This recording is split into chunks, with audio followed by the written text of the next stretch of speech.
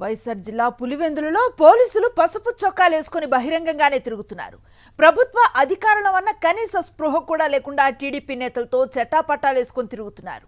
ఇటీవల జరిగిన నీటి సంఘాల ఎన్నికల్లో పులివెందుల డీఎస్పీ వైఖరి వివాదాస్పదమైంది. వైఎస్ఆర్సీపీ వారిని అడ్డుకొని బెదిరించారనే ఆరోపణలు ఉన్నాయి.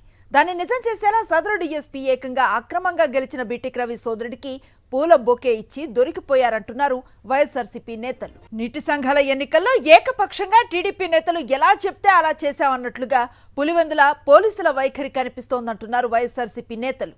వైఎస్ఆర్సీపీ మద్దతుదారులకు కనీసం నో డ్యూ సర్టిఫికెట్లు ఇవ్వకుండా అడ్డుకుని ఎన్నికలను ఏకపక్షం చేసుకున్నారు టీడీపీ నేతలు. అడ్డదారిలో గెలిచేందుకు పచ్చ నేతలు పోలీసులను ఉపయోగించుకున్న తీరు కూడా ఇప్పుడు బయటపడుతోంది.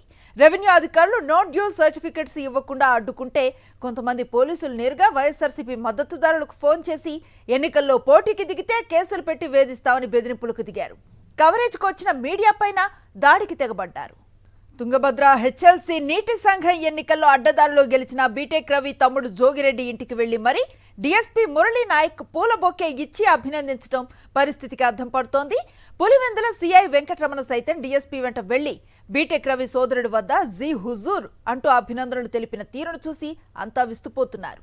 సాక్షాత్తు డీఎస్పీ స్థాయి అధికారే ఇలా చేయటంతో ఆయన పులివెందులలో టీడీపీ మద్దతుదారులకు ఏకపక్షంగా ఎలా మద్దతు పలుకుతున్నారో స్పష్టమవుతోందంటున్నారు వైఎస్ఆర్సీపీ నేతలు. పూర్తి సమాచారం అందిస్తారు మా కరెస్పాండెంట్ శ్రీనివాస్.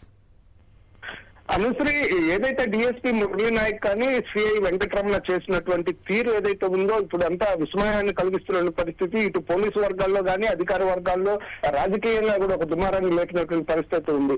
ఒక కీలకమైనటువంటి కాన్స్టిట్యున్సీలో, పులివెందుల కాన్స్టిట్యున్సీలో మొన్న జరిగినటువంటి నీటి సంఘం ఎన్నికల్లో ఏ విధంగా అక్రమాలకు పాల్పడ్డారు, దౌర్జన్యాలకు పాల్పడ్డారు అనేది రాష్ట్రం అంతా కూడా చూసినటువంటి నేపథ్యం స్పష్టంగా కనిపిస్తుంది. కనీసం పోటీ చేయడానికి కీలకమైనటువంటి నో డ్యూస్ సర్టిఫికెట్లు కూడా వైఎస్ఆర్సీపీ వాళ్ళకి ఇవ్వకుండా, ఎవరిని నామినేషన్ వేయనీయకుండా, అసలు ఎన్నికల దగ్గరకు రానియకుండా, తహసీల్దార్ కార్యాలయాల దగ్గరకు రానియకుండా భారీగా మోహరించి దాడులు చేసినటువంటి పరిస్థితి మనం స్పష్టంగా చూసాము. ఎవరైనా నోటీస్ సర్టిఫికేట్ తీసుకుని చూసేసిన నేపథ్యం కూడా మనం చూసినటువంటి నేపథ్యం ఉంది. మీడియా మీద కూడా దాడి చేసి ఏదైతే నీటి సంఘం ఎన్నికల కవరేజ్ వెళ్ళిన మీడియా మీద కూడా దాడి చేసినటువంటి పరిస్థితి. ఈ నేపథ్యంలోనే అనేక ఆరోపణలు ఉన్నాయి. అధికారులంతా కూడా పూర్తి స్థాయిలో తెలుగుదేశం నాయకులకి తొత్తులుగా వ్యవహరించారని చెప్పేసి వైఎస్ఆర్సీపీ ఆరోపించినటువంటి నేపథ్యం స్పష్టంగా కనిపిస్తుంది.